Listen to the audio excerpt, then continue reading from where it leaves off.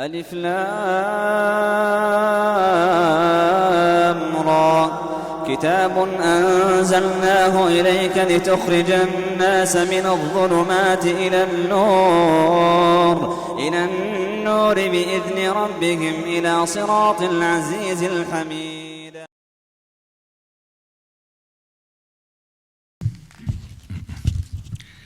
بسم الله الرحمن الرحيم. الحمد لله رب العالمين، والصلاة والسلام على نبينا محمد وعلى آله وصحبه أجمعين. اللهم علمنا ما ينفعنا وانفعنا بما علمتنا، واجعل يا إلهنا ما نتعلمه حجة لنا لا حجة علينا برحمتك يا أرحم الراحمين. We begin by praising Allah subhanahu wa ta'ala and sending peace and blessings upon His Messenger sallallahu alayhi wasallam, upon his family and upon his companions. As the brother said, it's been quite a trip today. My trip from Newcastle started on Thursday night, and since that Thursday night I have been from place to place and from city to city, including Leicester, Birmingham, Stoke, Manchester, Liverpool, Keighley and Bradford before coming here. And mashallah, tabarakallah, it is really, really, really nice to see everybody. I want to thank you all for your patience. Subhanallah, you've seen a tremendous amount of patience from all of you guys. The fact that you're subhanallah, have waited this time. And as we said, the travel was a little long, but alhamdulillah, inshallah ta'ala, we're ready nearly to start, inshallah. I thought I would give you a little bit of background to myself, since this is the first time that I've been here, the first time that I've been here to Dudley. And mashallah, tabarakallah, it looks like a beautiful masjid, mashallah. I became Muslim at the age of 14 years old, and sometime between me becoming Muslim and now, I got to spend 7 years studying hadith in the Islamic University of Medina al-Munawwarah. My specialization was hadith. The hadith, the sayings, the actions, the approval, and the description of the Prophet sallallahu alaihi wasallam. So that's a little bit about myself. And insha'Allah ta'ala, we'll begin, directly insha'Allah ta'ala with the talk, bearing in mind that inshallah, as the brother said, when we finish inshallah, then we will pray together Salatul Isha whenever Allah subhanahu wa ta'ala makes it easy for us to do so. So, the talk that we have today is going to be on a topic which is extremely, extremely important. And it is from the matters of the unseen. And the reason I begin by saying that it's from the matters of the unseen is because when we deal with things that are from the matters of the unseen, it's very, very important that we restrict ourselves to the book of Allah subhanahu wa ta'ala and the sunnah of His Messenger sallallahu alayhi wasallam. Because we have no other means of knowing what is going to come, of knowing the matters of the unseen, of knowing the prophecies of the Day of Judgment, of knowing what's going to happen in the grave, of knowing what's going to happen on the Day of Judgment, of knowing what paradise and hellfire are going to be like. We have no way of doing that without taking it from the book of Allah and from the sunnah of the Prophet sallallahu alaihi wasallam. And Allah subhanahu wa ta'ala in the Quran describes the believers at the beginning of Surah Al-Baqarah. Allah subhanahu wa ta'ala says, ذَلِكَ الْكِتَابُ لَا رَيْبَ فِيهِ هُدًى لِلْمُتَّقِينَ الَّذِينَ يُؤْمِنُونَ بِالْغَيْبِ. So Allah subhanahu wa ta'ala says, this is the book in which there is no doubt. A guidance for the believers, those who believe in the ghaib. They believe in the unseen. And the topic that we have today about the Masih ad-Dajjal, may Allah save me and save you all from the fitna of the Masih ad-Dajjal. Allah subhanahu wa ta'ala has told us about it, and it is from the things which are from the unseen. Allah subhanahu wa ta'ala revealed the reality of the Dajjal and what will happen with the Masih al-Dajjal to his Messenger sallallahu alaihi wasallam, who informed us about it. And so it is from the matters which are considered to be the matters of the unseen. And that's why when people talk about the Dajjal, or people talk about the grave, or people talk about the jinn, or they talk about the angels, or they talk about paradise and hellfire, you see so many people adding and embellishing the story from their own selves. They have things to add, they want to, because it sounds so good and it gets everyone emotional but at the end of the day, there's no good in it. Because the thing that defines us as Muslims is that we are الَّذِينَ يُؤْمِنُونَ بِالْغَيْبِ. We are the people who believe in the unseen as it was revealed to the Messenger of Allah sallallahu alaihi wasallam. And so today, insha'Allah ta'ala, we're going to take this topic directly from the hadith of the Messenger of Allah sallallahu alaihi wasallam. And in this regard, I have sought the help of a book, which is a book which, subhanAllah, is not an easy book to get hold of. It's not a book that's commonly available, even though it's an extremely important book. And it is the book of our Sheikh Nasir Al-Albani rahimahullah, his book of the story of the Masih al-Dajjal and the descending of Isa ibn Maryam alayhi salam. One of the things that the Sheikh rahimahullah is particularly, or has done particularly well and particularly excelled at in this book, is that he has gone through all of the different narrations of things that are said about the Dajjal. And he has checked them for authenticity, and he has removed those narrations which are not authentic, those things which are not valid. And likewise, he has included as much of the valid hadith as the Shaykh had access to, rahimahullah. And then he did something really amazing. Because a lot of people read this book, and the book is available in English, and they struggle because the book is full of narrators of hadith and terms of hadith and terminology of hadith. But there is a section in the book, the 5th section of the book, and it's just at the very end of the book. And the Shaykh, what he did, he took the story of the Dajjal from the hadith of the Messenger of Allah sallallahu alaihi wasallam, from the beginning to the end in order, without the narrators' names and without everything else, just the words of the Messenger of Allah sallallahu alaihi wasallam compiled in order. And that's why I think this is something that is worth us basing our dirasa, our study that we're doing today upon.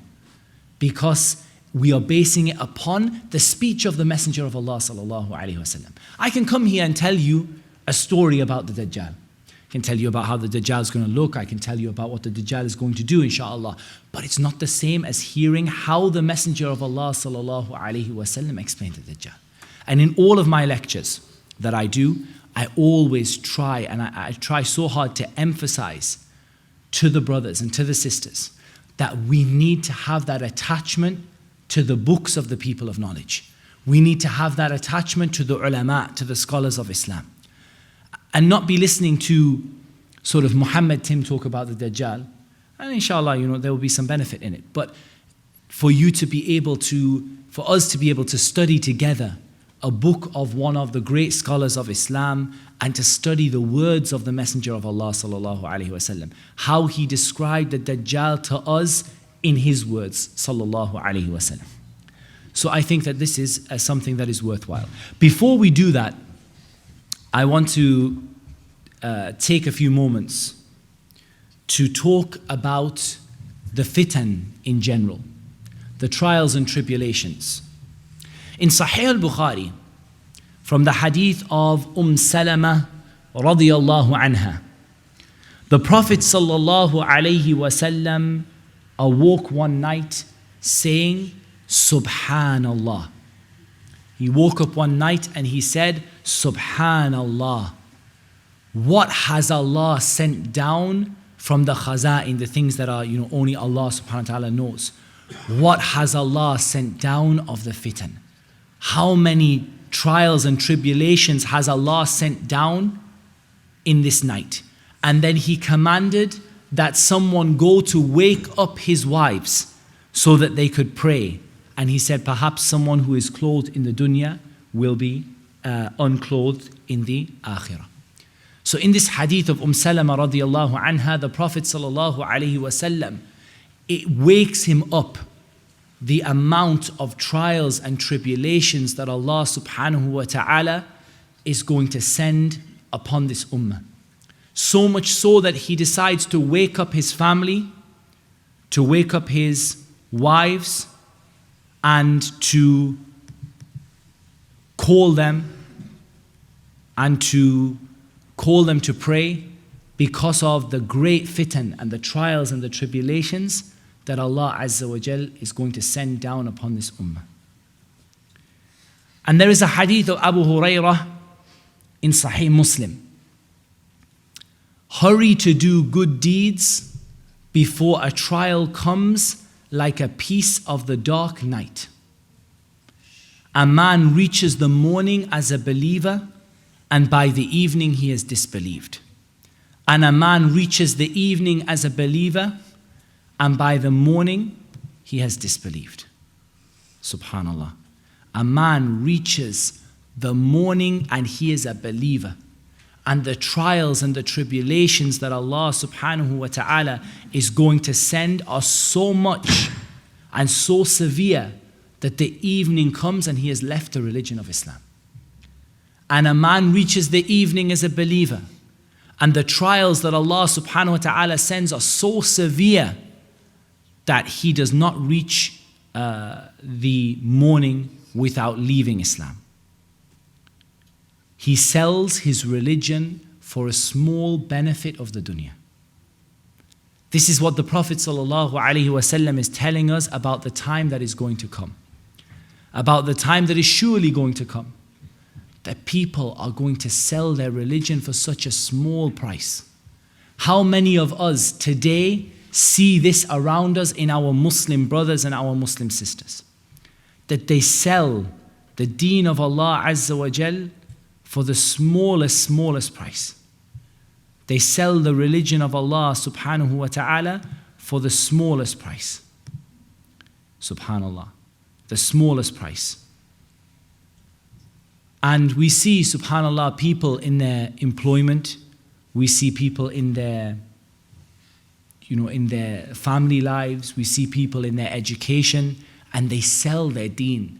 They give up their deen for the smallest price. And finally, the hadith of Abdullah ibn Amr in Sahih Muslim. The Prophet sallallahu alaihi wasallam commanded a man to call out. He commanded a man to call out, As-salatu jami'ah. Come to the prayer. The salah is coming. Come all to the prayer. And all of the companions came. And the Prophet sallallahu alaihi wasallam said, there was no prophet before me except that it was an obligation for him to lead his ummah to the best of what he knew for them and to warn them against the worst of what he knew was going to happen to them. And this ummah, its afiyah, the goodness, the health, the purity, the piety of this ummah has been put into the beginning of it.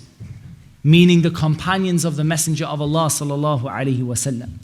And this ummah will be afflicted by trials and things you would deny them. Meaning if I told you about them, you wouldn't believe me. You would barely believe what I was going to say. The trials are going to be so severe.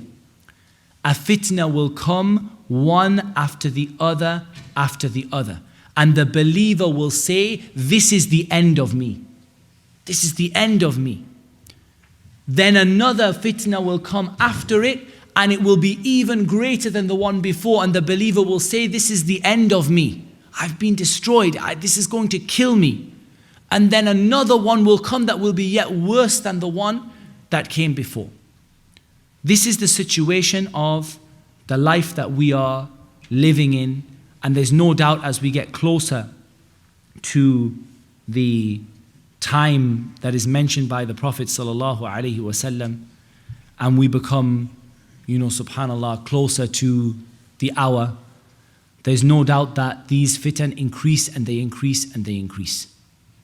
And the last thing that I will sort of mention before we sort of continue on is that Allah subhanahu wa ta'ala mentions at the very end of Surah Al-An'am that there are certain signs of Allah subhanahu wa ta'ala, and these signs, when the time comes for these signs to come, when these trials and these tribulations come, it will not benefit you to have iman after them if you hadn't believed before.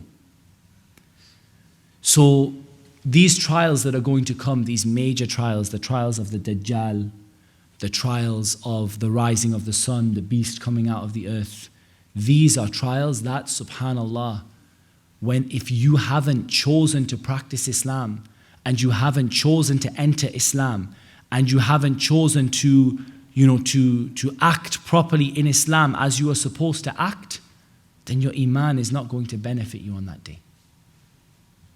There's going to be no iman. After Isa ibn Maryam comes and tells everyone that there's only one religion, and he kills the Dajjal, and he breaks the cross, and he kills the pigs, and he explains the truth, and all of the things that the people said about Isa ibn Maryam are exposed as being falsehood. After that, Allah Azza wa Jal is not going to accept you to say, oh, I made a mistake. Now I'm going to believe. Now I'm going to practice Islam properly. Allah subhanahu wa ta'ala is not going to accept that from you. You have a chance to practice Islam now before that day comes. You have a chance to practice Islam now before the time comes when Allah will not accept any shahada from anyone. Because like the ayah says, there will come, or when the signs of Allah come, it will not benefit you. Your iman will not benefit you if you did not believe at the beginning, or you did not earn some good from your belief. So insha'Allah ta'ala, with that, to set the context, we're going to begin by looking at the ahadith of the Messenger of Allah sallallahu alayhi wa ala alihi wa sahbihi wa sallam regarding the fitna of the Dajjal.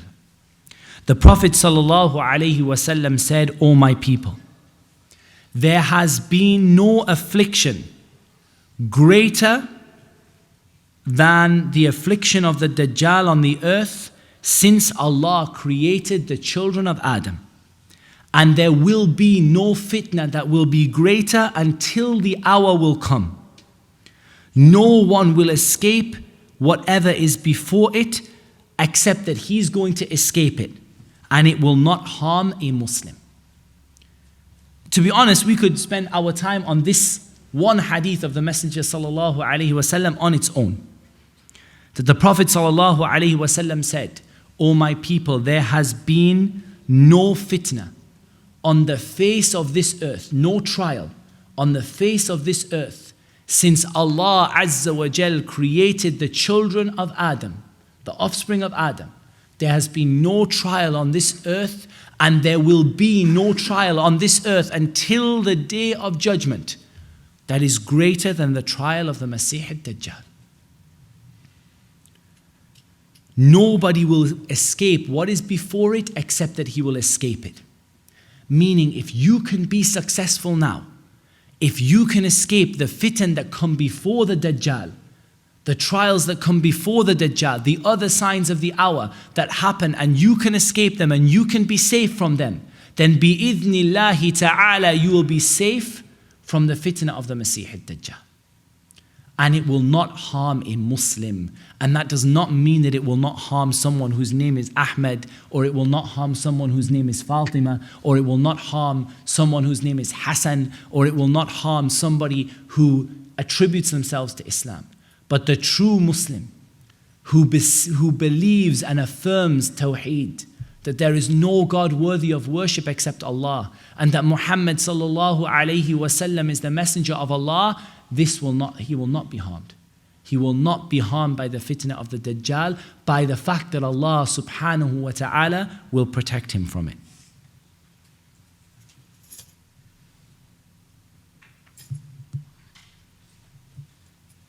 The Messenger of Allah sallallahu alayhi wa sallam continued. Or the ahadith, from the other ahadith that we have of the Messenger of Allah sallallahu alaihi wasallam, Allah has not sent any prophet except that he warned his people against the one-eyed Dajjal. And verily, I warn you of him. From this we understand that every single prophet of that Allah subhanahu wa ta'ala sent warned his people of the Dajjal. And that's why you find the concept of the Dajjal present in the belief of the Christians, present in the belief of the Jews, even if it has been twisted and it's been misunderstood and it's been sort of perhaps taken the wrong way. But every single prophet warned their ummah of the Dajjal, the one-eyed Dajjal. And he is called a Dajjal, and a Dajjal because it comes from a Dajjal, which is betrayal, to lie, to deceive people. Because that is what the Dajjal is going to do. He's going to betray us, he's going to lie to us, and he's going to deceive us. And he is called Al-Masih because one of his eyes is closed and is covered. And Al-Masih is like something, it's like masih, is like to wipe over. It's as though it's been wiped closed, one of his eyes. And we're going to hear more of his description. And then the Prophet ﷺ said, and I am the last of the prophets, and you are the last of the nations. And this is the beginning of enforcing and drilling into the mind of the companions, radiyallahu anhum wa ardahum, that there is not going to be a prophet after the Messenger of Allah sallallahu alaihi wasallam. And we're going to hear why this is so important. Because the Dajjal will begin by saying that he is a prophet. And so the Messenger of Allah sallallahu alaihi wasallam tells us that there is no prophet after me. This is the first thing that is going to save you from the Masih al-Dajjal. The first thing that is going to save you from the Masih al-Dajjal is your realization that there is no prophet that is going to come after the Messenger of Allah sallallahu alaihi wasallam. The Prophet sallallahu alaihi wasallam said, he will appear amongst you obviously, clearly. You won't deny, it's not like he will be hidden. And this is a refutation of those people who say that the Dajjal is the TV or the Dajjal is the system. La mahala, you won't be able to miss it when he comes. Verily, it is the truth, it is near, and everything that is going to happen is near. So the Messenger of Allah sallallahu alaihi wasallam tells us that it is near, and that everything, because everything, kullu atin qarib, everything that is going to happen is in reality, it's near. Because, it's like when you delay your time and you think, I've got 3 months left to do my exam or my essay or my coursework. Suddenly you turn around and the time is gone. Everything that is going to come is near. So the Dajjal is near, ya ikhwani. The Dajjal is not, the Dajjal is not far away. He will appear because of the anger which will make him angry. He will appear because of the anger which will make him angry, and the hour will not come until the inheritance will not be divided, nor will people rejoice over the wealth and the spoils of war. So the Messenger of Allah sallallahu alaihi wasallam gives us some more context. He says he will come because of an anger that will make him angry. And Allah Azza wa Jal knows best what kind of anger this is. Is this the anger that splits up the brothers, or is this the anger of war and fighting and killing that the Messenger of Allah sallallahu alaihi wasallam foretold? Allah Azza wa Jal knows best. But the hour will not come until the inheritance will not be divided and the booty will not be rejoiced over. So people now today, right now, are not sharing out the inheritance according to the Sharia. True or not? People today, right now, do not think that there is anything good when an army enters into an area that the army is able to take the money and take the wealth and distribute it amongst the people. It's considered to be aib, it's considered to be something bad. You're not allowed to do that anymore. We don't rejoice over the war booty anymore, and we don't share our inheritance anymore according to the Sharia. And again, we should be clear about this, ya ikhwan, that this hadith does not mean that nobody will share the inheritance, but that the general state of the Muslims and the general state of the people will be that the inheritance is not divided according to the Sharia. And this is one of the signs of the coming of the Masih ad-Dajjal.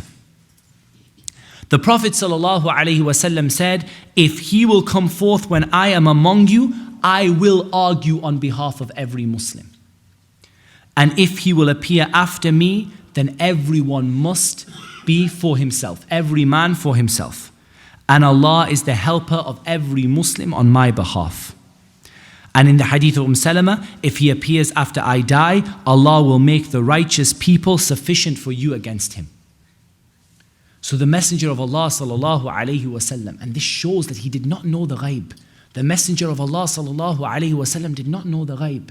He said, I don't know, is he going to come in my life or not? If he comes in my life, I will go and fight him. I will defend you against him. I will go and I will debate with him and I will fight with him on your behalf. But if he comes after I die, then every single one of you, every man, every woman, every child, it's every man for himself. And Allah subhanahu wa ta'ala is the protector of every Muslim. Or Allah subhanahu wa ta'ala is the helper of every Muslim. Allah subhanahu wa ta'ala is the helper of every Muslim. And in the hadith of Salama, if I die, Allah will make the righteous people. Not the so-called righteous people who claim to be pious and they claim piety and they claim good deeds and they claim whatever and they claim to be awliya of Allah. Not these people, but the people who are muttaqun, the people who are righteous, the people who are fearful of Allah subhanahu wa ta'ala. They will have a huge role to play in repelling the influence of the Dajjal upon this ummah, the ummah of Muhammad sallallahu alayhi wa sallam. And the Prophet sallallahu alayhi wa sallam said, surely he will come forth from the land of the eastern side, and it is said, Khurasan. He will come forth from the east. And it is said, Khurasan. And Khurasan is the land which is now mostly Iran, and it is the eastern side of Iran. So the Prophet ﷺ said that he would come from the east. And in another narration, he will come from Khurasan. And Khurasan is that area of Iran and possibly also covers parts of Afghanistan and the eastern part of Iran and that kind of geographical region. He will come from the Jews of Asfahan. Now we know Asfahan is a city in Iran. And Asfahan was a city in the same place that was known by the Messenger of Allah sallallahu alaihi wasallam. And this city, Asfahan, there will be Jews within it who will protect the Masih ad-Dajjal, and he will come out from amongst them. Jews whose faces will resemble shields covered with skin from the way between Syria and Iraq. So either the Jews will be from Asfahan originally, and we know that there are two potential meanings for this. One is the most obvious meaning, that there are real Jews, and there are a lot of Jews who live in Iran. Iran has a large Jewish population, and a large number of them are originally from Asfahan. And even today, Israel today has many people living in it who are originally from the Jews of Asfahan. The other consideration is that in reality, the Shia and the Rafida are not very far away from the Jews. And if we describe them as Jews, we're not a million miles away from what they say. So whether it is the Rafida, and no doubt the Rafida will have their role to play, or whether it is the Jews themselves, and this is the more apparent opinion, they will be the Jews of Asfahan. The Jews from the city of Asfahan, and they come from the way between Syria and Iraq. So when you get home and you have a chance to look on the map, it's good if you get a chance to listen to the lecture again, that you plot it sort of on the map and you sort of have a look, where's Asfahan? Okay, it's between Syria and Iraq. The way between Syria and Iraq, this is where these Jews will be coming out from. So it is always sort of useful for us to sort of plan, to look at that and to sort of investigate for further any information, inshallah. He will cause mischief. He will disorder things. He will cause mischief on his right and on his left. So he will cause a great deal of mischief, a great deal of evil, a great deal of discontent, a great deal of chaos and disorder. You know, a lot of times you see films that are, sort of portray disorder and chaos and everything's crashing down and everything's going crazy. We don't know, is the Dajjal going to be like that? But this is just something that may, sort of help you to understand. Chaos right and left. Wherever he goes, he causes chaos. And the Messenger of Allah said, "O Allah's servant, be steadfast. O Allah's servant, be steadfast. O Allah's servant, be steadfast." Be strong. Be strong in remembering the points that the Messenger of Allah sallallahu alaihi wasallam is going to teach you about the Dajjal. And the first one we made a note of, that there is no prophet after the Messenger of Allah salawatullahi wa salamuhu alayhi. The Prophet ﷺ said, "I will describe to you a characteristic which no prophet has described before me." And in the hadith of Ubadah radiallahu an, "I have told you so much about the Dajjal, I am afraid that you might not understand." There's no doubt that as time goes by, each prophet taught more to his ummah about the Dajjal as the time became nearer. And the Prophet ﷺ told us so much about the Dajjal.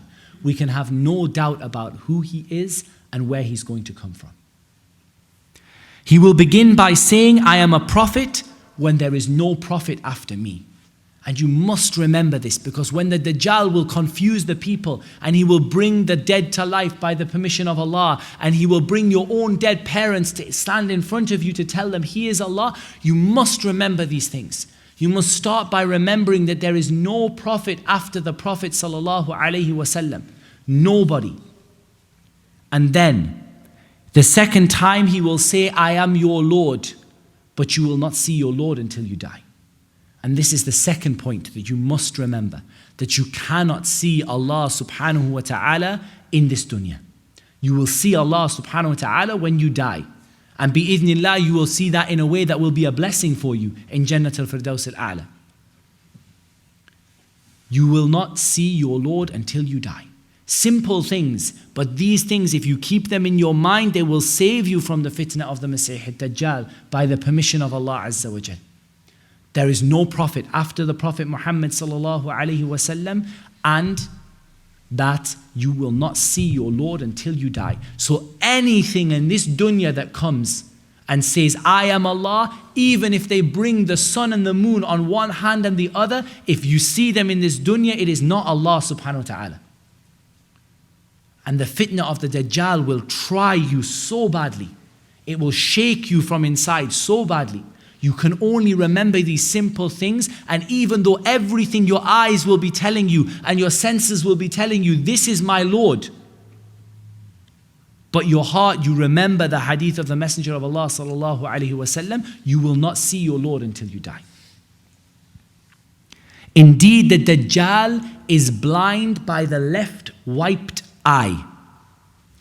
A thick piece of flesh will cover over the eye. So he is blind in his left eye. And he has a thick piece of flesh that covers over the eye. And we said al-masah is to wipe. And his eye is described as mamsuh, and he is described as masih, that it is like it's been wiped down, wiped shut, his eye. And he has a big piece of flesh that comes over the eye, and the Prophet ﷺ described it like a green hot burning light. Like a green hot burning light. So something that comes over his eye like a green hot burning light, and it is flesh. And this is why, when people see these things and they say, "Oh, it must be this, it must be a camera, we must be careful." That the Prophet ﷺ is more than capable of describing to us what we need to know. And he said it is a piece of flesh, a piece of skin, and it is like a green hot burning light. His right eye will be like a floating grape. Imagine a grape, the shape of a grape.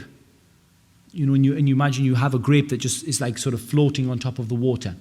This is the description of his right eye.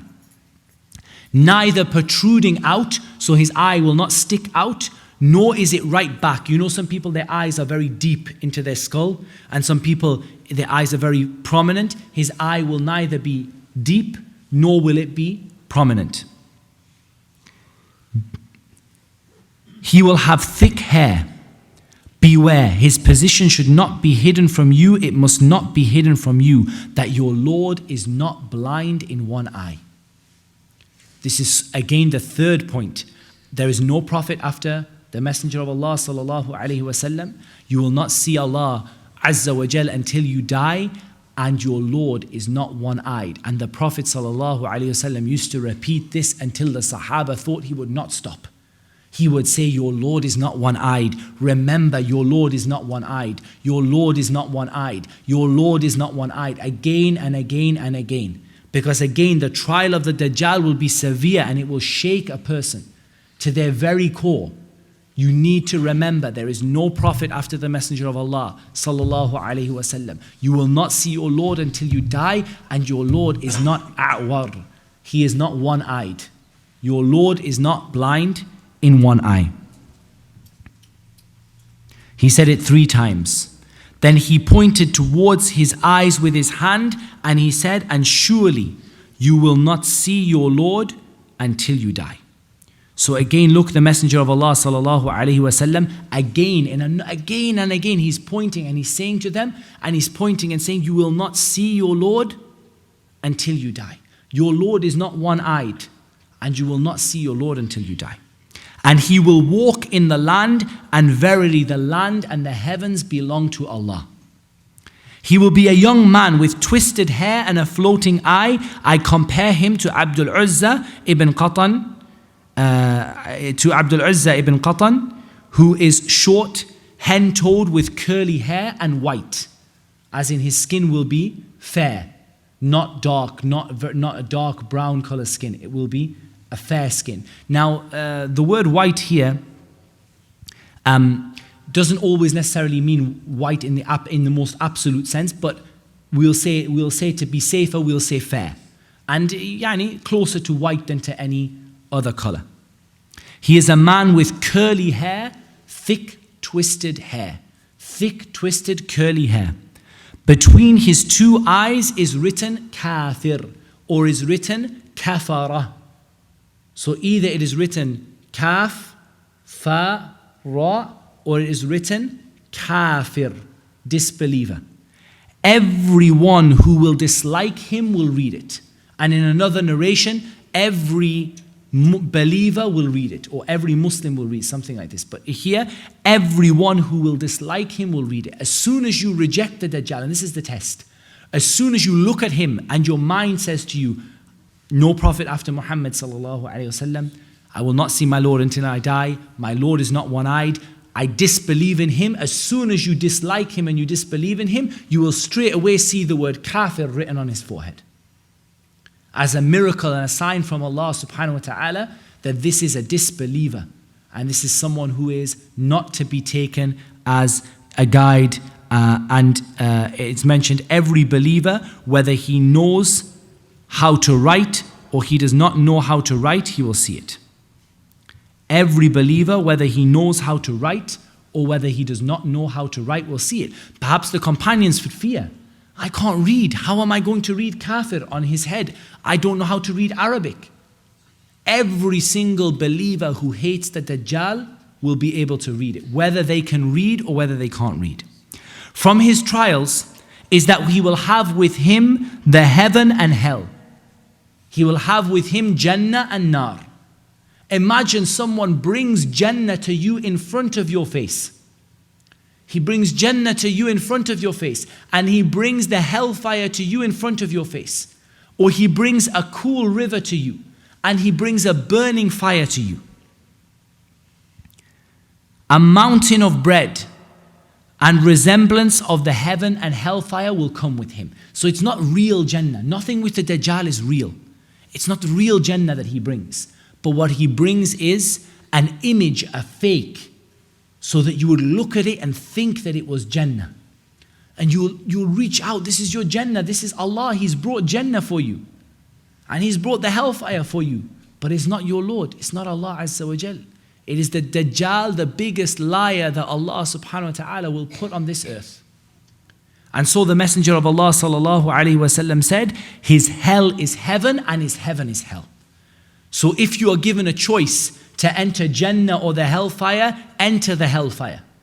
Choose to enter his hellfire, because his hellfire is really Jannah with Allah, and his Jannah is really the hellfire with Allah. If you are given a choice between his burning fire and his cool river, choose the fire, because the fire will be cool water for you and the river will be a burning fire. So it is the opposite of what you would think.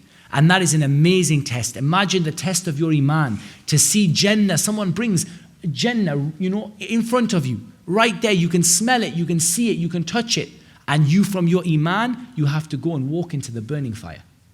And when you walk into the fire, you realize the fire is Jannah and the Jannah is the hellfire.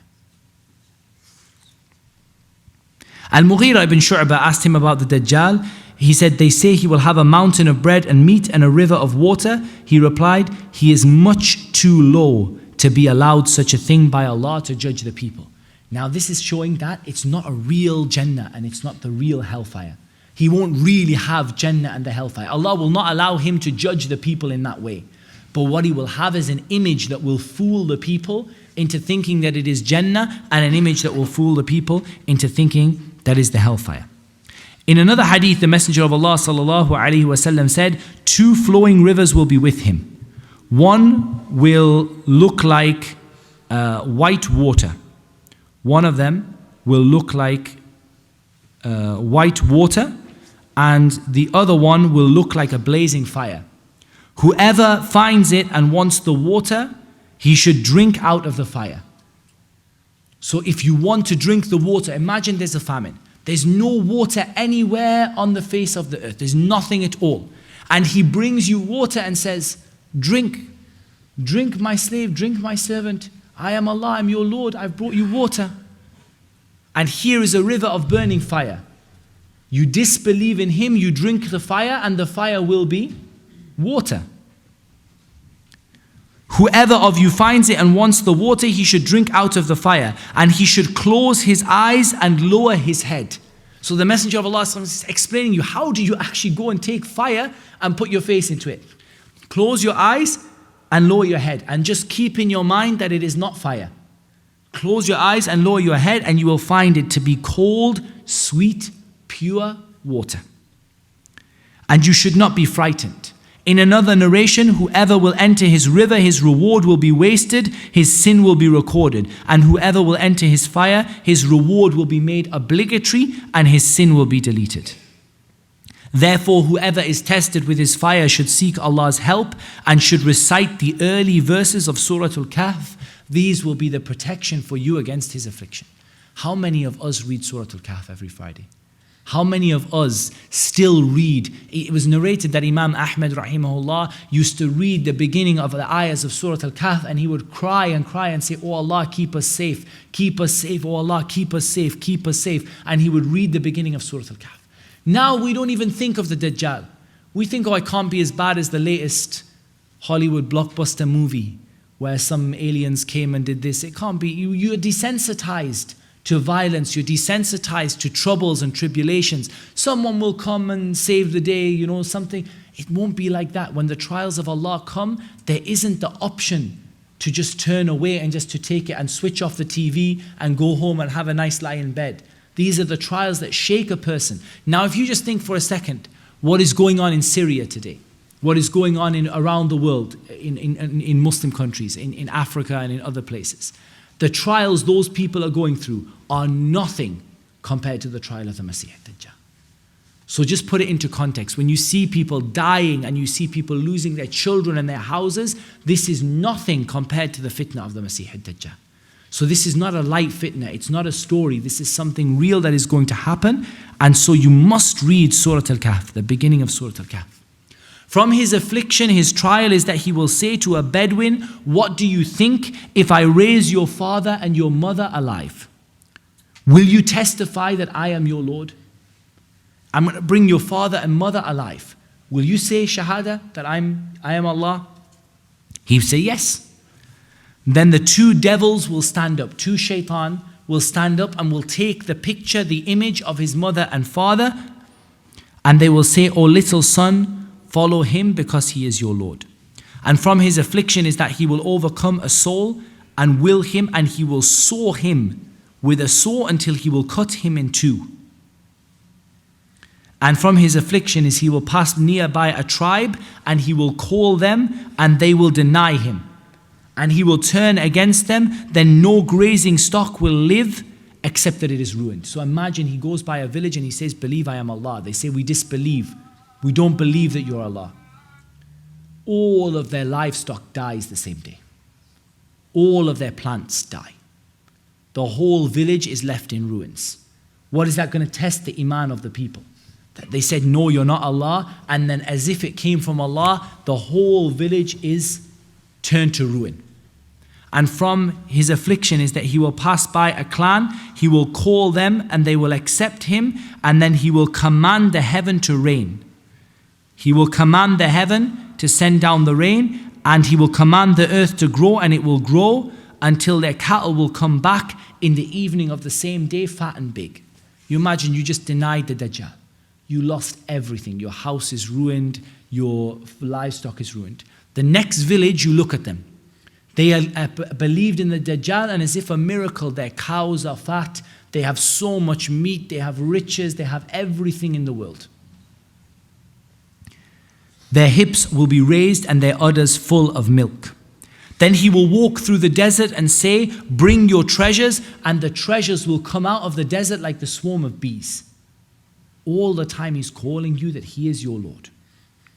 The Dajjal will come forth at a time when people are mutually fighting and division, in a state of division. Subhanallah, what makes you think this won't be this time?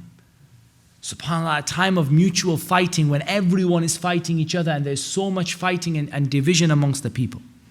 And the people will hate one another. Religion will be seen as a minor thing, and the relations between people will be bad. He will go to every watering place. The earth will shrink for him like the skin of a ram is wrapped. So he will go every single place on the earth. There is no place on the earth that he will not go to. And the earth will be shrunk for him like when you take a skin and the skin of an animal, and it's shrunk until it was this big, and then it becomes just a tiny piece, thin piece of leather or something like that. It shrinks in. So the earth will shrink for him as though he can go to any place. 1 minute he's in this country and 1 minute he is in the next. The Dajjal will not appear until the Romans land in Al-A'maq.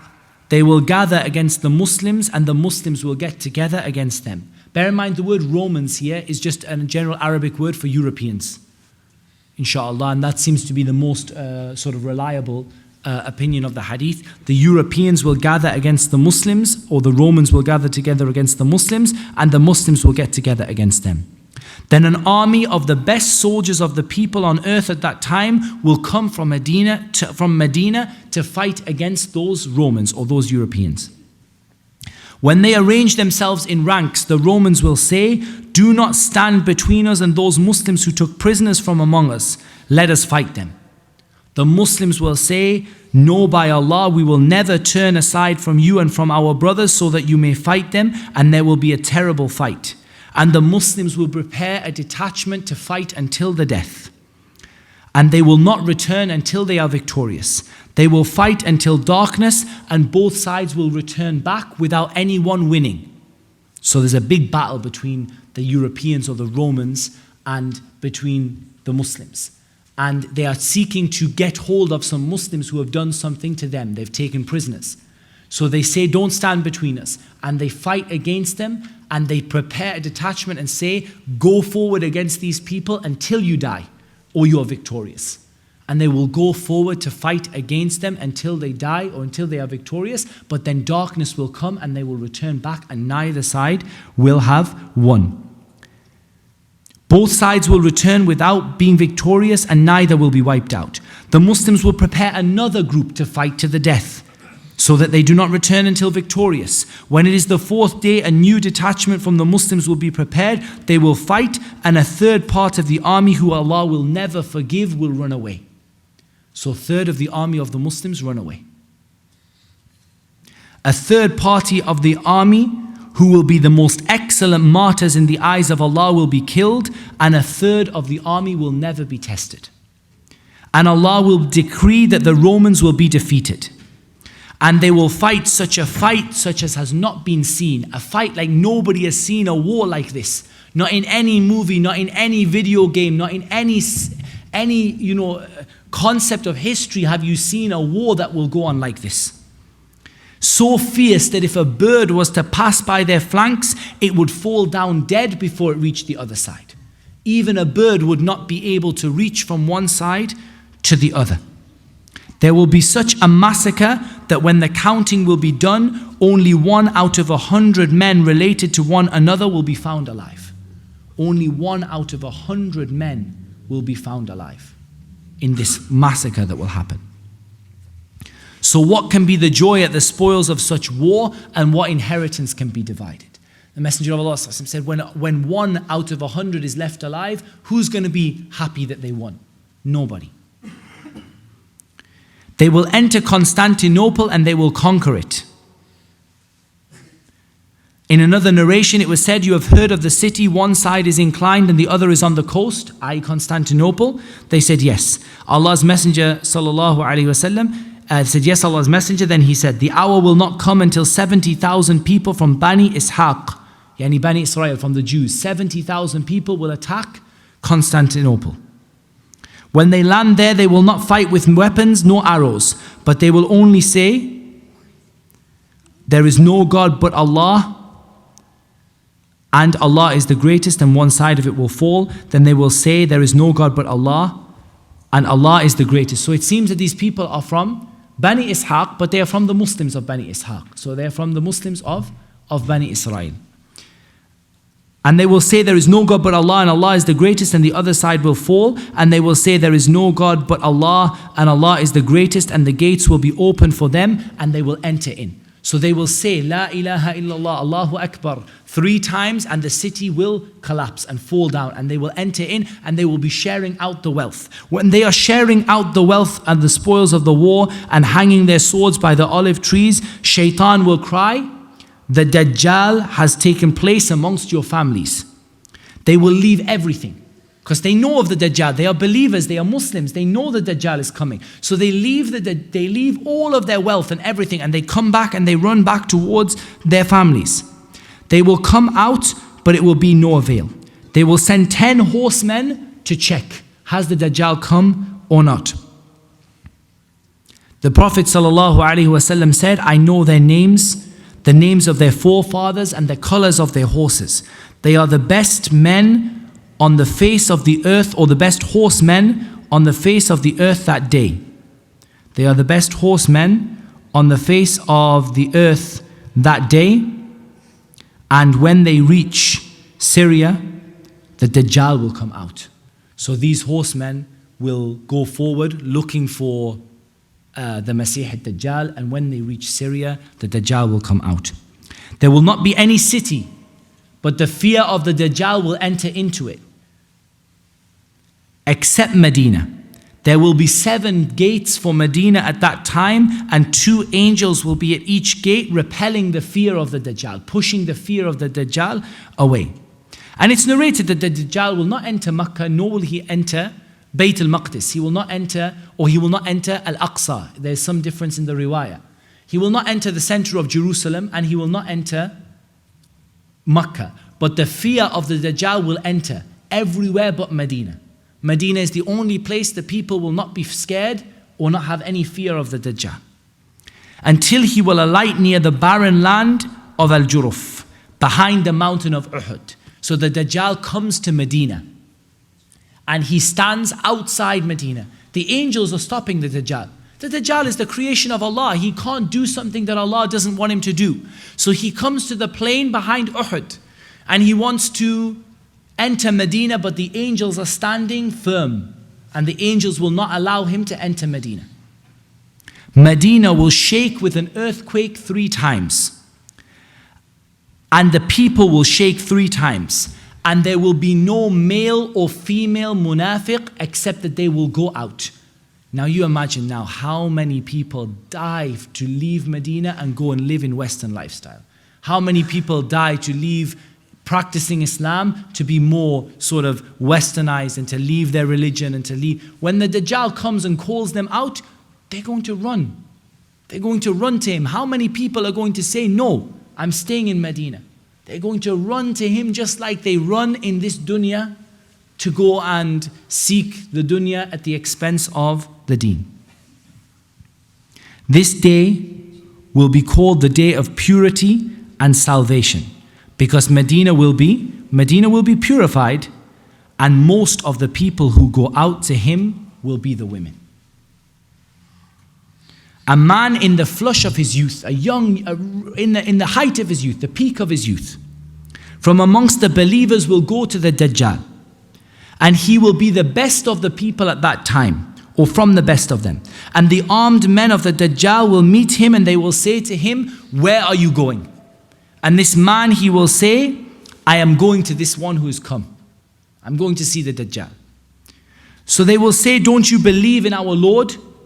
The man will say, there is nothing hidden about our Lord. Meaning, I know who your Lord is and I know who my Lord is. So they will say, kill him. But then others amongst them will say, no, don't kill him. No, don't kill him. Take him to the Dajjal, because the Dajjal has forbidden you to kill anyone without his permission. So they will take him to the Dajjal, and the believer will see him and he will say, O people, I bear witness that he is the Dajjal. There will still be good on the earth.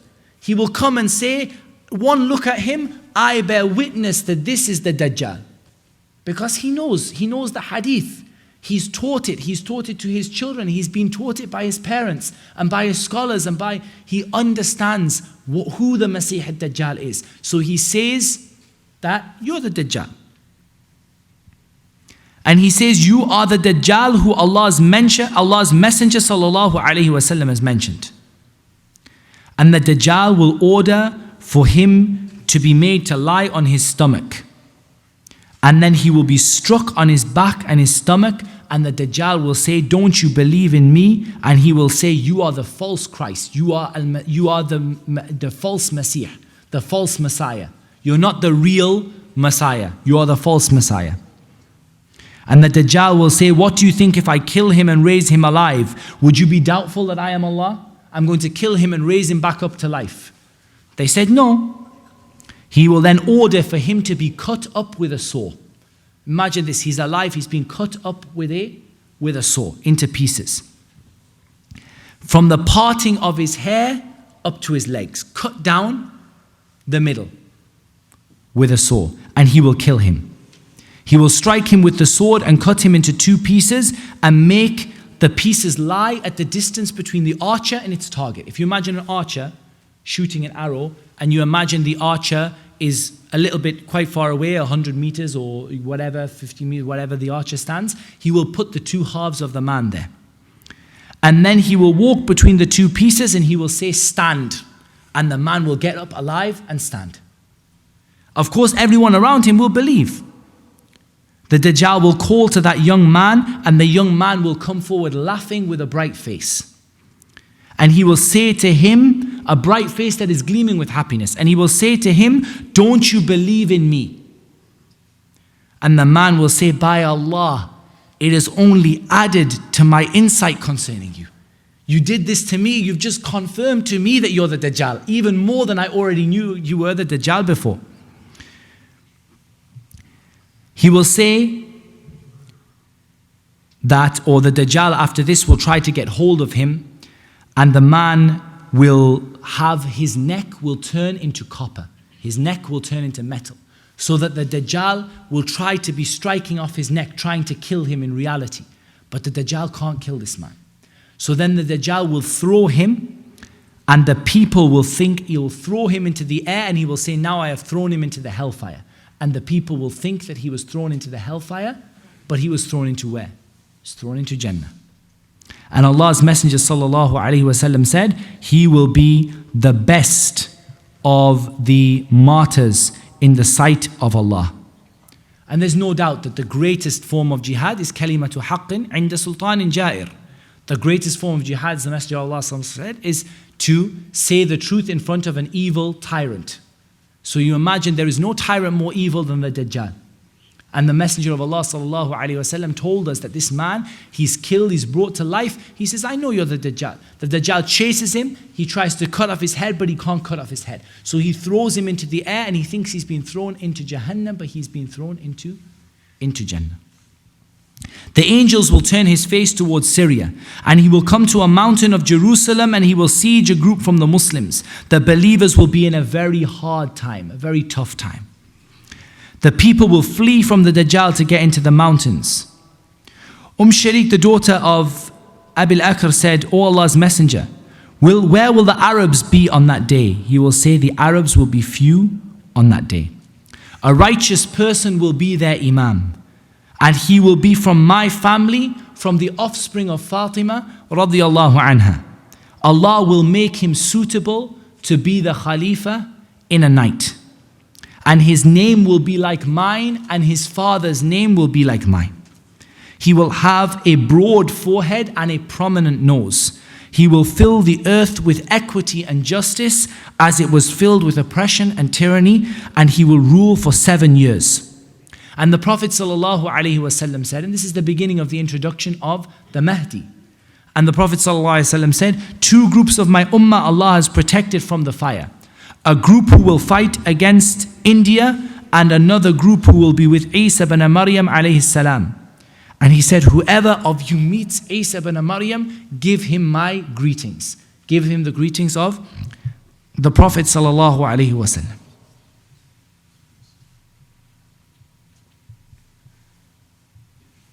Then he will come to a Syrian mountain and siege a group of the Muslims. The people who will be on the mountain, on the peak of the top of the mountain, they will say to them, what are you waiting for against this rebel? Fight against this man until you meet Allah, or you'll be given victory. And they will agree to fight him the next morning. They will be preparing for the fight, arranging their roles, and the prayer will be established, the Fajr prayer. And they will reach the Fajr prayer, and Isa ibn Maryam will be with them. Isa ibn Maryam alayhi salam will be with them. Then he will lead the people in prayer, raising his head from ruku', and he will say, Sami Allahu liman hamida, may Allah kill the fake Dajjal and the Muslims overcome. And upon ending the prayer, he will say, open the door. And when he opens the door for the prayer, the Dajjal will be standing there. 70,000 Jews will be with him.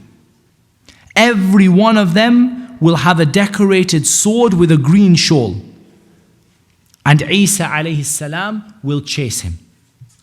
So Isa will march towards the Dajjal with his spear. When the Dajjal will look at him, he will melt just like salt is melted in water. If he leaves him, he will keep on melting until he will perish, but Allah will kill him with his own hand, and he will show him the blood on the spear of Isa alayhi salam. He will find him near Bab al-Lud in the east and kill him, a part of Jerusalem. So they will follow until this part of Jerusalem, and Isa alayhi salam will chase the Dajjal, and then he will kill him, and Allah subhanahu wa ta'ala will destroy him. And this is near the Masjid of Jerusalem. Then Allah will defeat the Jews and grant the Muslims victory over them, and they will kill them. And there will be left nothing that is created except that Allah, and that there is someone hiding behind, except that that thing will be made to speak, not a stone, not a tree, not a wall or a beast, except for one kind of tree. One kind of tree. And this is the only tree. And this tree is called Al-Gharqadah. And this tree, Al-Gharqadah, is the only tree that will not help the Muslims to fight against those people who have supported the Dajjal. And a lot of people listen to this and they make it an anti, or they say that it's anti-Semitic or that it's anti-Jewish. The problem here is not their religion. The problem here is that these are the people who have supported the Masih al-Dajjal against Isa ibn Maryam. So those people from that religion who accept Islam and who turn away from this belief and who support the Muslims, they will not be included amongst this. These are the people who will support the Antichrist, will support the Masih al-Dajjal. And so anyone who supports the Masih al-Dajjal deserves to be killed, regardless of what his religious orientation or his religious background will be. And the tree will scream, "O Allah's Muslim servant, there is a Jew behind me, come and kill him." The people will live for 7 years, during which time there will be no hatred between anyone. Now the Dajjal is gone. There will be no hatred between, not even two people will argue. Not even two people will argue. Isa ibn Maryam will come at a time of my people, and he will be upon the religion of Muhammad sallallahu alaihi wasallam, confirming the prophethood of Muhammad sallallahu alaihi wasallam as a just ruler and as a guide and as a just leader. He will fight the people for Islam. He will break the cross. He will kill the pigs. Prayers will be gathered for him. Jizya will be abolished because everyone will turn to Islam. There's no jizya because there will be no people who will not turn to Islam. The zakah collectors will not be employed for sheep and camels because of the wealth that exists, because there is no poor to give the wealth to. Spite and mutual hatred and jealousy will depart, so when he summons the people to accept wealth, nobody will take the wealth. And a single prostration, a single sajda to Allah in prayer will be better than the whole world and whatever is in it, and the call to Tawheed will be for Allah Azza wa Jal and for Allah alone. And he said, by the one whose hand my soul is in, surely Isa ibn Maryam will assume that will wear the ihram for Hajj or for Umrah or for both. And then the Prophet ﷺ said, then a people who Allah had protected will come to Isa ibn Maryam and he will wipe their faces and this is Al-Masih, he will wipe their faces and he will tell them of their ranks in paradise. It will be under this kind of state that Allah will reveal to Isa ibn Maryam the words, I have brought forth from my servant such a people against nobody will be able to fight. Take these people to At-Tur. And this is the coming of Ya'juj and Ma'juj. There will come a people, you can't fight them, or Isa, nobody can fight them. When Ya'juj and Ma'juj come, you will not be able to fight them. And again, Ya'juj and Ma'juj, it's clear they're coming after the Dajjal, after 7 years of no two people disagreeing. So let not anyone say Ya'juj and Ma'juj are the Chinese, or the Mongolians, or the Koreans, or any other of these silly statements that people make. Ya'juj and Ma'juj are coming in order after the Dajjal, after there is 7 years of peace and 7 years of just rulership, and after the coming of Isa ibn Maryam. It will be under these conditions that Allah will tell him, take the people to At-Tur. Then Allah will send Ya'juj and Ma'juj and they will swarm down from every slope. The first of them will pass the lake of Tiberias and drink from the lake. And when the last of them passes, there will be no water. He will say there used to be water there once. Then they will walk until they will reach a particular mountain. And when they reach this particular mountain in Bayt al-Maqdis, they will say, we have killed everyone on the earth, now let us kill the people who are in the sky. And so they will throw their arrows towards the sky, and the arrows will come down with blood. And Isa ibn Maryam alayhi salam will be besieged. He will be surrounded at At-Tur. And they will be so hungry that the head of an ox will be more beloved to them than 100 dinars. They would rather have the head of an ox to eat than they would to have 100 dinars. The Prophet of Allah, Isa alayhi salam, and his companions will make dua to Allah, who will send insects, who will strike the necks of Ya'juj and Ma'juj, and in the morning they will die as one person, as in they will all die simultaneously together. One go, all of them die. And Allah's Prophet Isa and his companions then come down to the land, and they will not find on the land any space that is not filled with dirt and stench, because the dead rotting bodies of Ya'juj and Ma'juj, and they fill up the whole earth. They can't find any space that is not rotten. Then they will beseech Allah Azza wa Jal, and Allah will send rain of which no house will keep out. Meaning even you got roof, you got bricks, you've got whatever, the rain will not be able to keep out. And then the earth will be told, until the earth will be washed and it will be like a mirror, completely clean of the effects of Ya'juj and Ma'juj. Then the earth will be told to bring forth its fruit and restore its blessing, and as a result there will be a pomegranate so big that a group of people will be able to eat it, and they will be able to use the shelter of the pomegranate skin to shelter underneath, a group of people. And there will be so much milk from a dairy cow that a whole party of people will be able to drink it. The milking camel will give such a large quantity of milk that a whole tribe will be able to drink from it, and the milking sheep will give so much milk that a family will be able to drink from it. The bull will be sold for a high price, and the horse will be sold for a low price. Because there is no more war, there is no more fighting, there is no more running around on horseback to look for people. It's over. And he said, sallallahu alayhi wasallam, blessed is the life after the Masih, Isa alayhi salam, blessed is the life after the Masih. The heaven will be asked for rainfall, the earth will be told to grow. If you sow your seed at Safa, it will grow, and there will be no spite, no jealousy, and no hatred. Every stinging insect will be snatched away. No more wasps, no more bees, no more nasty mosquitoes, they will all go away.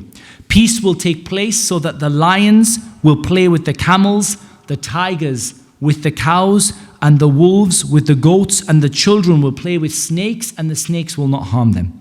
And a baby will put its hand into the mouth of a snake, and it will not harm him, and a baby girl will run away from a lion, but it will not harm her. And a wolf among the sheep will be like their dog. The earth will be filled with peace, just as a vessel is filled with water. And Islam and the word meaning Islam will become one, and only Allah subhanahu wa ta'ala will be worshipped. War will be put down, it will be the end of war, peace on the earth, and the weapons will be put down.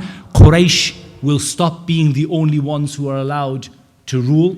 The rulership will be given to other than Quraysh, and the earth will become like a silver tray, just like at the time of Adam. Isa alayhi salam will live on the earth for 40 years, and then he will die, and the Muslims will pray his janazah. The Muslims will pray his janazah. They will be in such a great position that Allah will send a cold wind from Syria, which will soothe the people even under the armpits. It will take the life of every believer and every Muslim. So every single believer dies. A wind comes after this beautiful time, after the death of Isa alayhi salam, after the time when the children will play with the lions and the snakes. A wind comes and every single Muslim will pass away. Nobody will survive on the earth having a speck of good in him or faith in him, except that he will die. Anyone who's even got any iman at all will die. Even if some of you were to enter the deepest part of a mountain, the wind will reach him. Only the wicked people will survive, and they will be as careless as birds with the characteristics of beasts. They will never appreciate any good, and they will never stop any evil. Then shaitan will come to them in human form and will say, don't you respond? They will say, what do you order us to do? He will command them to worship the idols, but they will still live comfortable and happy lives. Still, even though they're worshipping the idols, they will live comfortable and happy lives. They will commit adultery like donkeys, and the last hour will come to them. Then the trumpet will be blown, and the one who hears it will bend his neck to one side and raise it from the other side. This is the description of the trumpet, that it's so fearful that a person will take his neck and bend it until his neck will go around completely from the severity of the trumpet. And the first one to hear that trumpet will be a person setting right the cistern to supply water to the camels. He will faint, and the other people will also faint. Then Allah will send, or He will cause to be sent rain, which will be like dew, and it will grow out of it the bodies of the people. Then the second trumpet will be blown, and they will stand up and begin to look around. Then it will be said, O people, go to your Lord. They will be made to stand there, and they will be questioned. Then it will be said, bring out a group of them from the hellfire. It will be asked how many of them should go to the hellfire, and it will be said 999 out of 1,000. So of all the people that are resurrected, 999 out of 1,000 go to the hellfire. That will be the day that will make the children old because of its terror, and that will be the day about which it has been said, on the day when the shin will be uncovered. And this is the end of the text of the Shaykh in explanation of the Masih ad-Dajjal. And I think, subhanAllah, the benefit in hearing this from the words of the Prophet ﷺ, instead of hearing this in the form of, a story from one of us, I think is something that is worthwhile, inshallah. And to hear it in such an excellent order, and such an order which has so much benefit in it. And of course there are other issues regarding the Dajjal. There are issues regarding the birth of the Dajjal, regarding the Dajjal and the hadith of Tamim ad-Dari, which is the hadith when Tamim came across the Dajjal chained in early form, and there are other issues to deal with. But looking at the time and the fact that you guys have already been waiting here at about 2 hours, inshallah, I think we'll leave that for the questions and answers, and we'll leave it for another time, inshallah. Those of you who have any questions are more than welcome, inshallah, to ask. So we start if there are any questions, inshallah. Okay, Jazakallah, Shaykh, for the most informative talk. And we have had some questions text through to us. Firstly, what language will the Dajjal be speaking in? I don't know of any authentic narration that mentions the language that Dajjal will be speaking in. And other than the fact that the text of what the Dajjal will say is mentioned in Arabic, it's not clear what language the Dajjal will be speaking in. I think, if anything, we only have evidence for Arabic, but we don't really have any clear evidence even for Arabic, because like the statements of the prophets are mentioned in Arabic in the Quran, but they did not speak Arabic, and that's something that is not a matter of disagreement. So it's known that the prophets didn't used to speak Arabic, and yet Allah mentions what they said in Arabic in the Quran. So there isn't really an evidence, and in the matters of the unseen, we should be very careful to stop and to say Allah subhanahu wa ta'ala knows best. But if we have an evidence for anything, the only thing that we have is the fact that the ahadith are in the Arabic language. Okay. Is it true that more women than men will follow the Dajjal, and if so, why? Yes, we mentioned the hadith of the Prophet ﷺ that most of those who follow the Dajjal will be women. I think there are a number of reasons that come in the other hadith for this.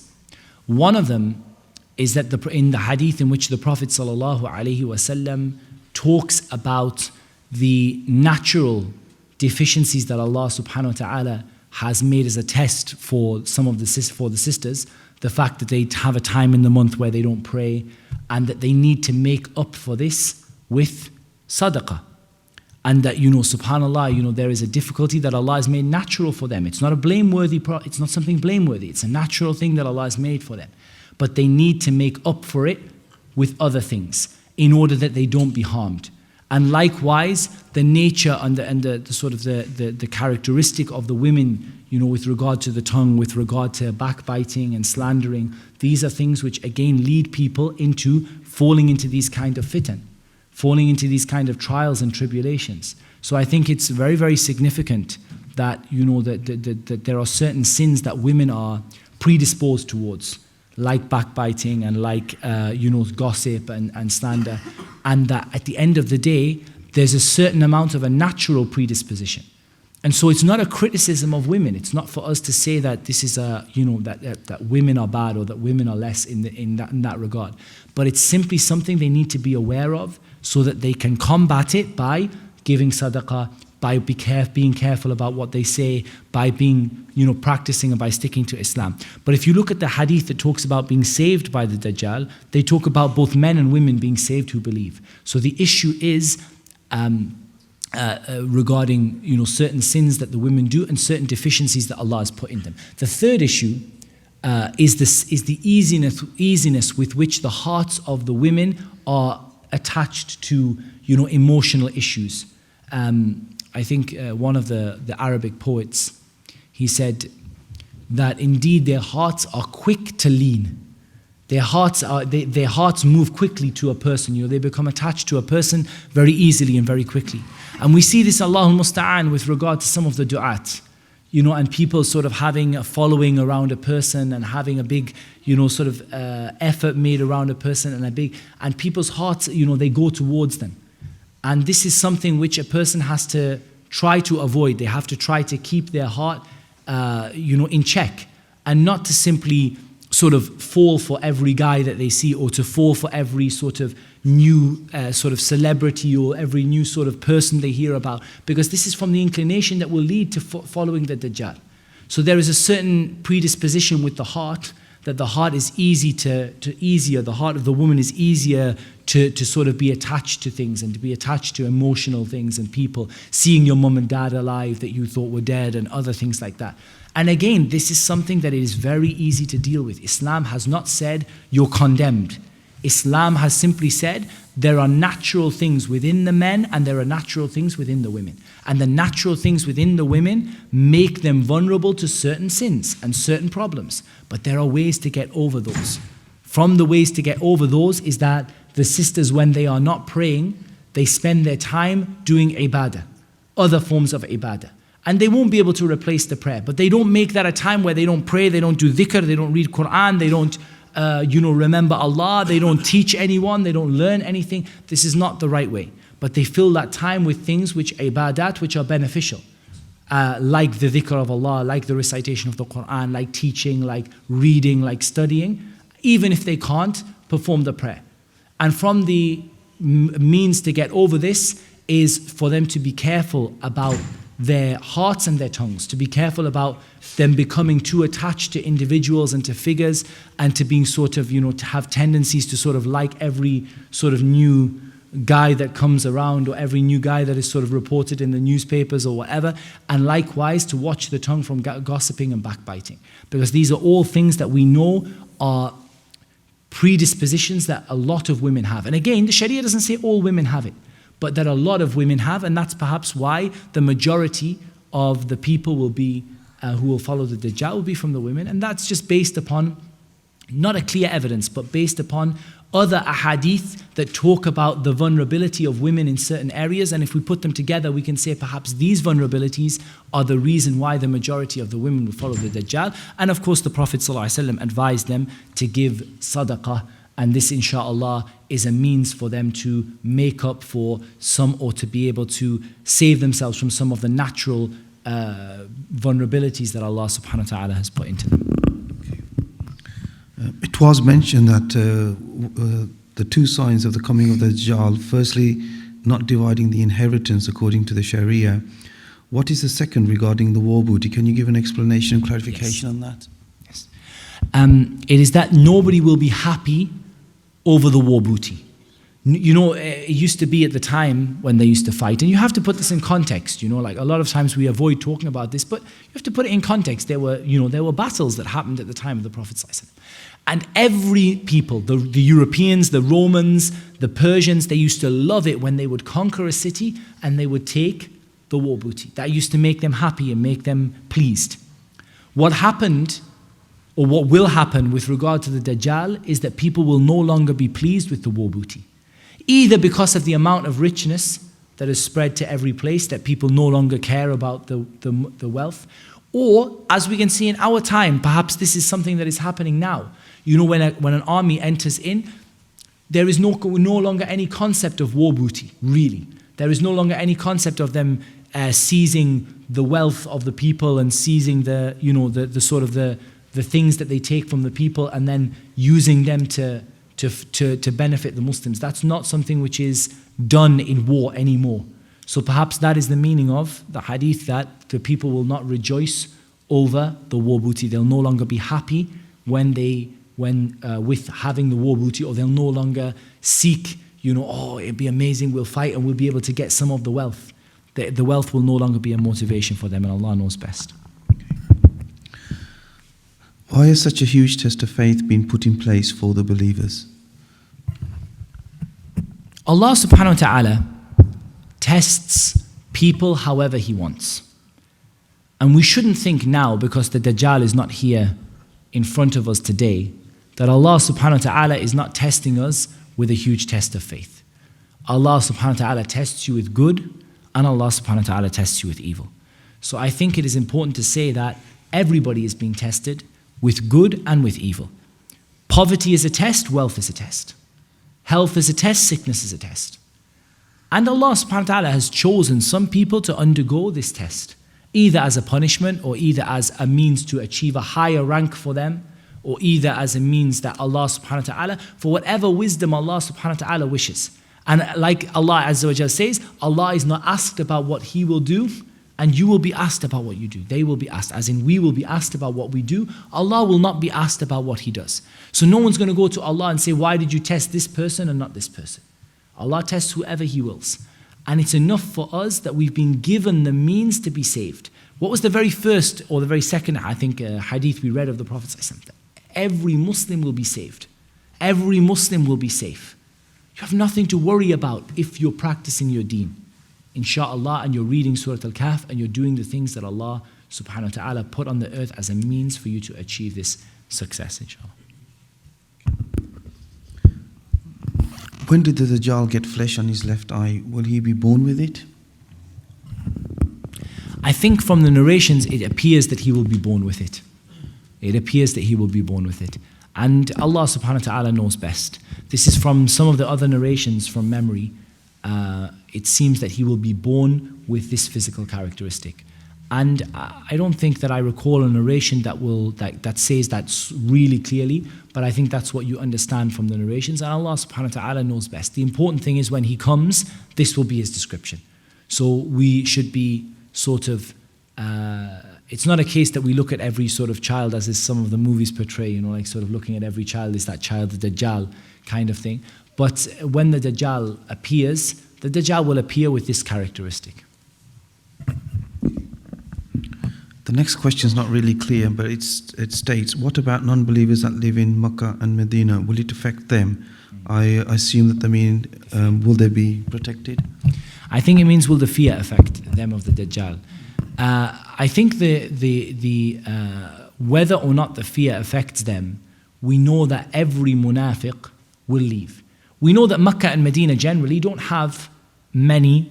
Theoretically, they don't have any non-Muslims in, but practically they don't have many non-Muslims in.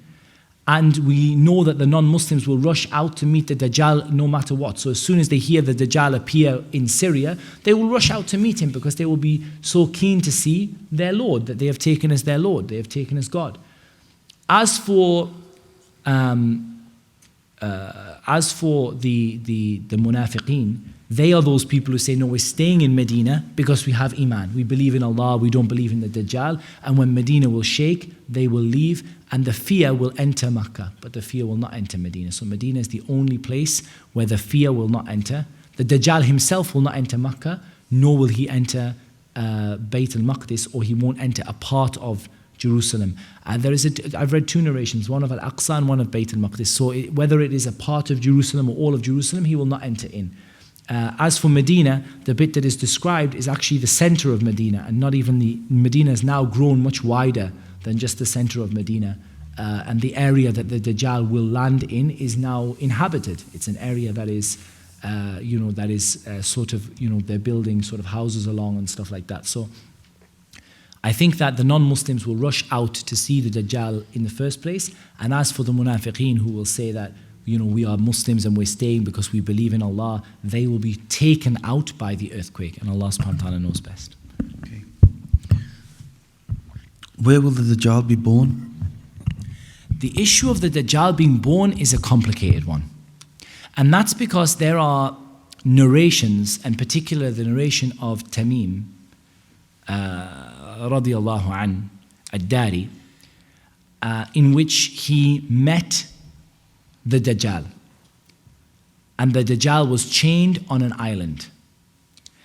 Some of the ulama took from this, or one of the ways of looking at this, is that he is already born, and he is simply waiting to be released from the island to be able to sort of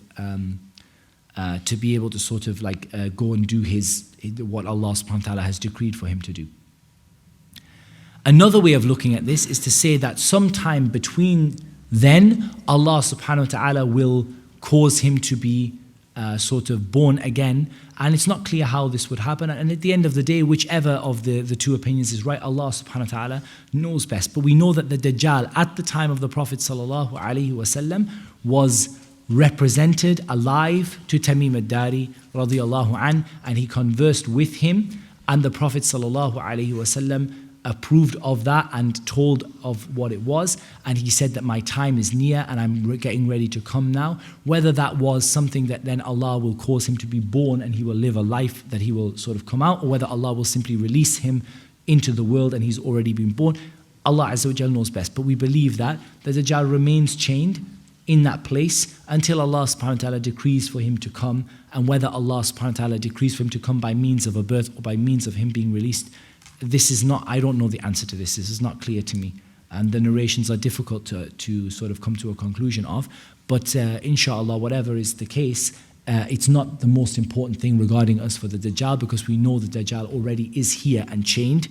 And we know that the Dajjal will be released, and when he is released, however that release takes place, he will begin his job that Allah subhanahu wa ta'ala has decreed for him.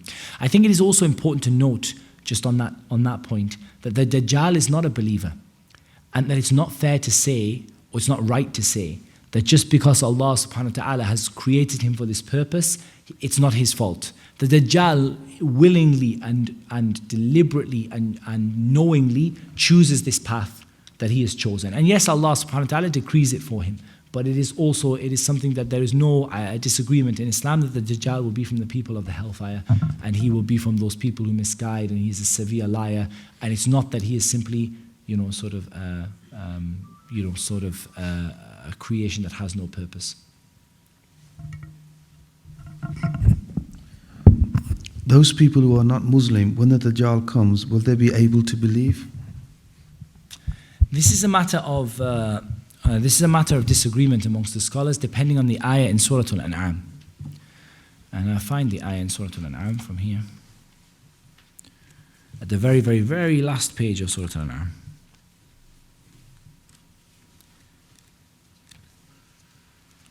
We'll see if there's any footnotes in here for the ayah.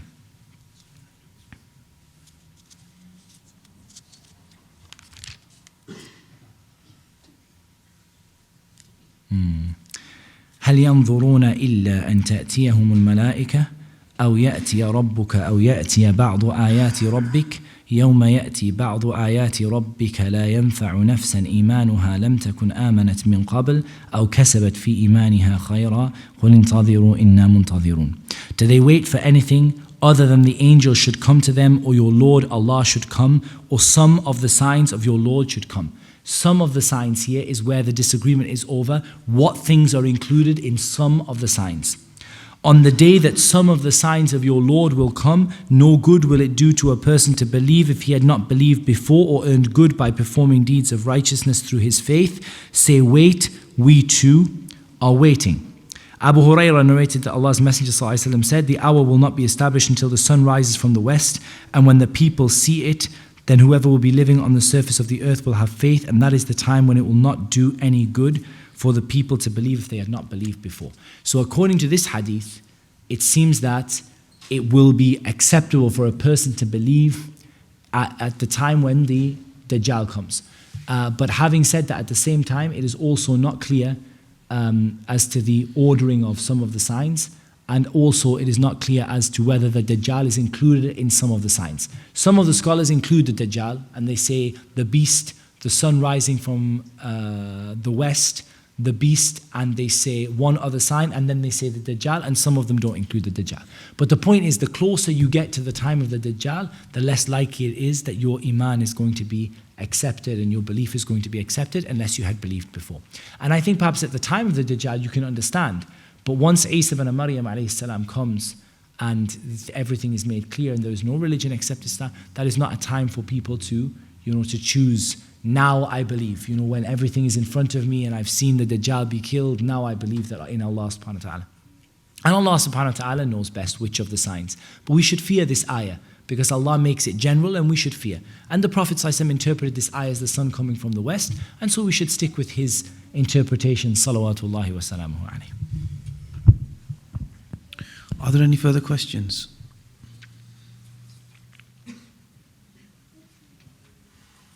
No? Okay, inshallah, we will conclude there. And again, I want to show my appreciation on behalf of Dalli Dawah to the Sheikh for taking time out in his busy schedule. You've had quite a hectic day, and Allah subhanahu wa ta'ala increase him in his iman, health, and wealth. And inshallah, we would like to extend an invitation for you to come and visit us again in the near future. We do not have a further talk scheduled next Sunday at this point. Inshallah, we will be working on that, and we will be notifying you, through the Jummah announcements and text and emails, inshallah. And thank you for your continuous, and Jazakallah khair for your continued efforts and support for the Dalli Dawah. Okay, Assalamu alaikum wa rahmatullah.